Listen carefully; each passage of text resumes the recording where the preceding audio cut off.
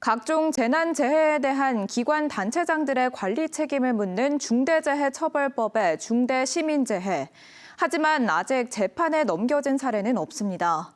그런데 최근 오송 참사와 관련해 이범석 청주시장과 김영한 충북지사에 대한 검찰 수사가 속도를 내면서 첫 적용 사례가 될지 관심을 모으고 있습니다. 이지현 기자가 전합니다. 오송 지하차도 참사를 수사하는 검찰이 기관 단체장에 대한 첫 소환을 마쳤습니다. 지난 3월 이상래 전 행복청장을 시작으로 이범석 청주시장에 이어 김영한 충북지사까지 피의자 신분으로 불러 조사를 진행했습니다. 남은 건 중대시민재해 적용 여부입니다. 검찰은 여전히 수사와 관련해 별다른 입장을 밝히고 있지 않지만 기소에 부담을 느끼는 것으로 전해졌습니다.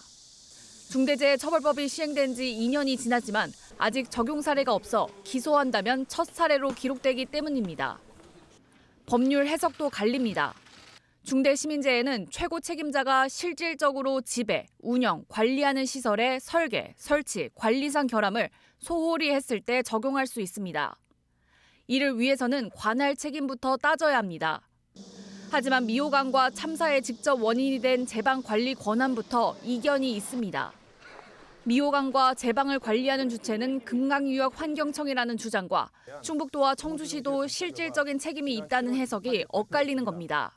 여러 실무자들 책임이 중첩돼 있을 때 최고의 경영 책임자를 처벌하자는 게 이제 이 법의 근거거든요. 환경부 장관으로부터 위임을 받아서 포괄적으로 그 관리 책임에 대한 게 이제 부여가 되어 있고요.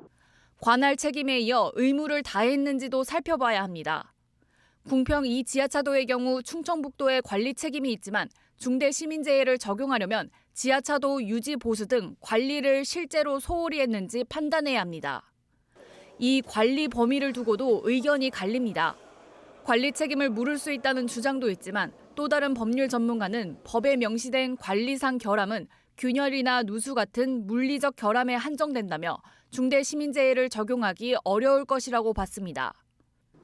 오송 참사와 관련된 수사가 마무리 단계에 접어들었다는 관측 속에 중대재해처벌법 적용 여부에 대한 검찰의 판단에 관심이 모아지고 있습니다. MBC 뉴스 이지연입니다.